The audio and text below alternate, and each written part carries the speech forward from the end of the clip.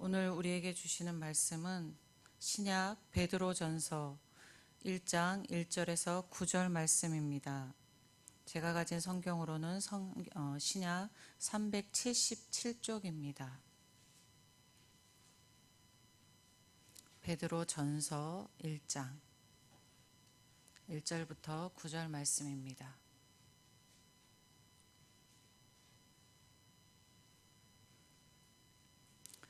예수 그리스도의 사도 베드로는 본도, 갈라디아, 갑바도기아, 아시아와 비두니아에 흩어진 나그네 곧 하나님의 아버지 미리하심을 따라 성령이 거룩하게 하심으로 순종함과 예수 그리스도의 피 뿌림을 얻기 위하여 택하심을 받은 자들에게 편지하노니 은혜와 평강이 너희에게 더욱 많을지어다. 우리 주 예수 그리스도의 아버지 하나님을 찬송하리로다. 그의 많으신 긍휼대로 예수 그리스도를 죽은 자 가운데서 부활하게 하심으로 말미암아 우리를 거듭나게 하사 산 소망이 있게 하시며 썩지 않고 더럽지 않고 쇠하지 아니하는 유업을 있게 하시니 곧 너희를 위하여 하늘에 간직하신 것이라. 너희는 말세에 나타내기로 예비하신 구원을 얻기 위하여 믿음으로 말미암아 하나님의 능력으로 보호하심을 받았느니라.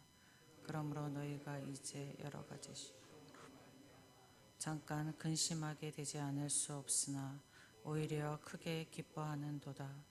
너희 믿음의 확실함은 불로 연단하여도 없어질 금보다 더 귀하여 예수 그리스도께서 나타나실 때에 칭찬과 영광과 존귀를 얻게 할 것이니라.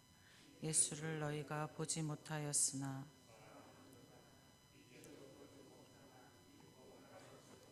영광스러운 즐거움에 기뻐 믿음의 결국 곧 영혼의 구원을 받음이라. 아멘. 6월에는 베드로 전후서와 오바댜 그리고 다시 열왕기 하를 읽게 되겠습니다.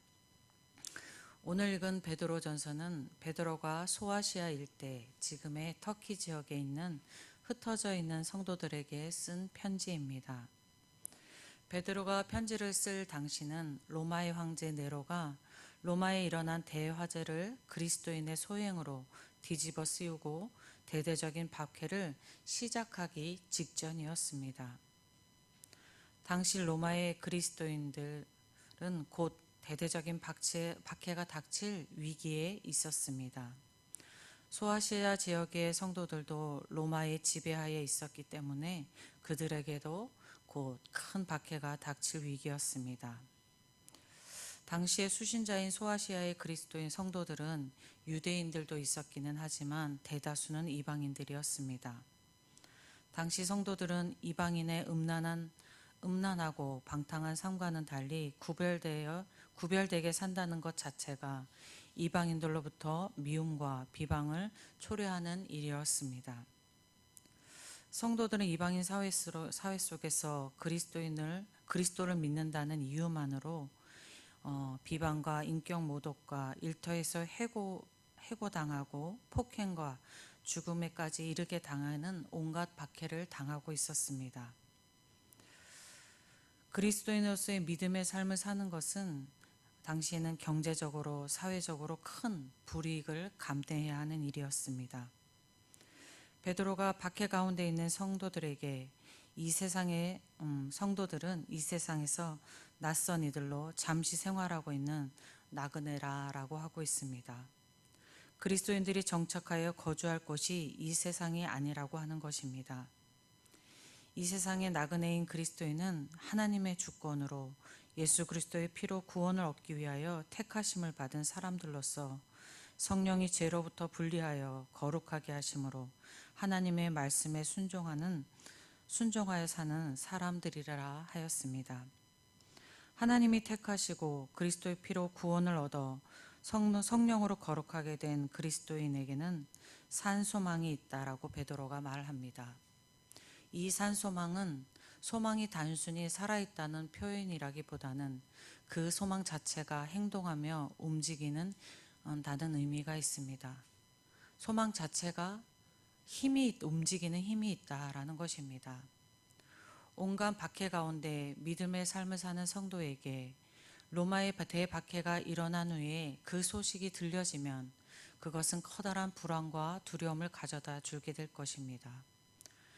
베드로는 현재 당하고 있는 그 박해 속에 불안과 두려움을 직면하고 있고 또 앞으로 더 큰 박해로 더 큰 불안과 두려움에 직면할 성도들의 마음에 소망이 살아있음을 전하여주고 있는 것입니다. 베드로가 말하는 산 소망은 그리스도의 재림 후 하나님과 함께 사는 영원한 삶을 가리킵니다.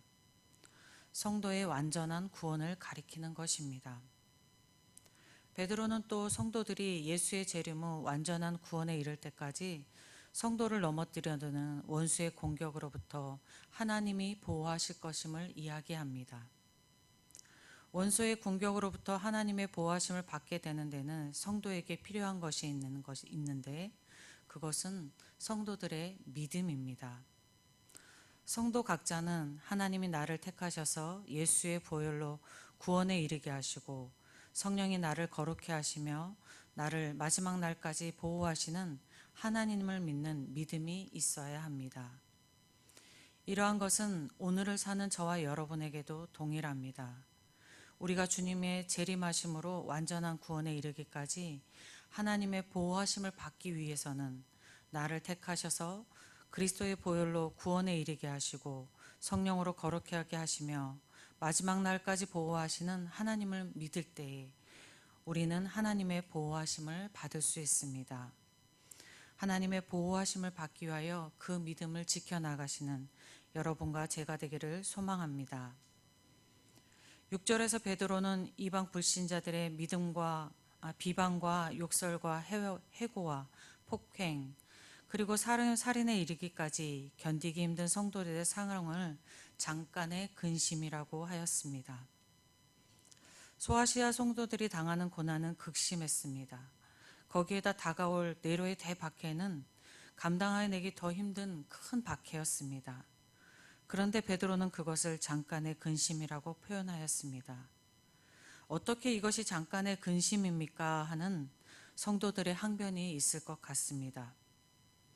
베드로는 성도들의 현재 당하고 있는 고난에 중심을 두고 있지 않는 것입니다. 성도가 살게 될 하나님의 나라를 중심에 두고 보면 지금 당하는 성도들의 극심한 고난도 그것은 잠깐의 근심이라는 것입니다.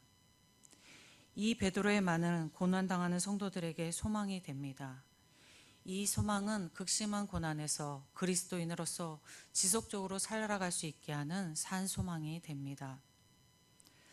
오늘을 살아가는 우리에게는 당시의 성도들이 겪는 것과 같은 고난의 상황은 없습니다.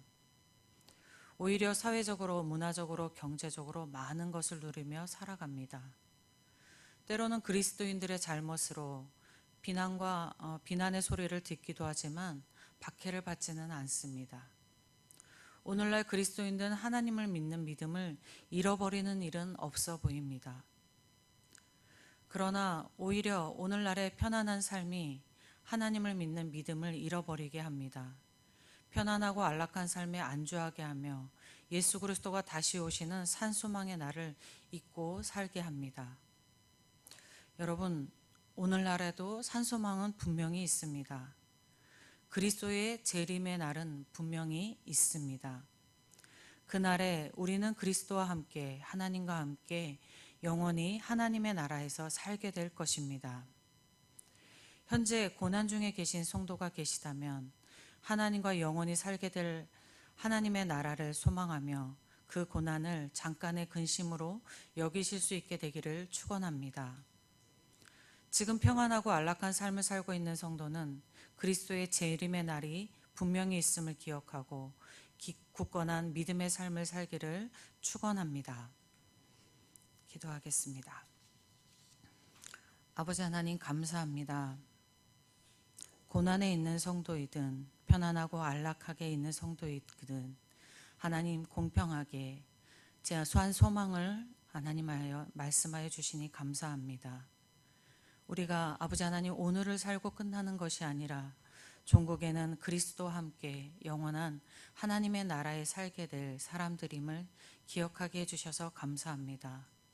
오늘 다시 우리가 고난 중에 있다면 그 고난이 잠깐의 근심임을 기억하게 하시고, 우리가 안락한 삶에 있다면 우리가 종국에는 하나님과 함께 사는 그 날이 옴을 기억하게 하셔서 우리의 믿음을 굳건히 지켜나가는 우리 모두가 되게 하여 주시옵소서.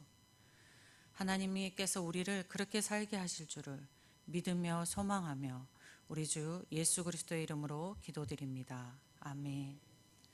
하늘에 계신 우리 아버지, 아버지의 이름을 거룩하게 하시며 아버지의 나라가 오게 하시며 아버지의 뜻이 하늘에서와 같이 땅에서도 이루어지게 하소서.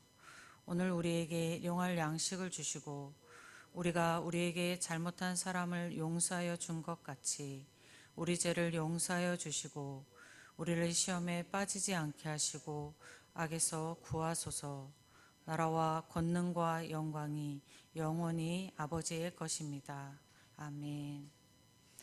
함께 기도하실 때에 내일 주님의 날에 있을 날에 예배를 위하여 기도하겠습니다. 하나님을 기억하고 하나님을 예배하는 날, 우리의 삶의 중심이 되는 날 되게 하여 주시기를 기도하고, 모든 성도가 하나님을 향하여서 큰 은혜의 마음을 품고 나올 수 있는 예배 되기를 위하여 기도하고, 예배를 준비하시는 위임 목사님과 또 찬양대원들과 곳곳에서 봉사하는 성도들을 위하여서 기도하시고, 그들의 마음 속에 하나님을 향한 사랑과 은혜가 가득하기 위해서 기도하겠습니다. 그리고 이렇게 은혜의 날에도 주님의 성전에 나오지 못하는 환우들을 위하여 기도하고, 환난 가운데 고통 가운데 있는 성도들을 위하여 기도하고, 또 믿음의 자녀들을 위하여서 기도하고, 믿음의 가정을 위하여서 기도하고, 근심 또 육체의 질병뿐만 아니라 마음의 걱정과 근심에 있는 성도를 위해서 기도하는 시간을 갖겠습니다. 그리고 복음이 전해지는 곳과 나라와 세계 어려운 곳을 위하여 주님의 이름 한번 부르고 기도하겠습니다.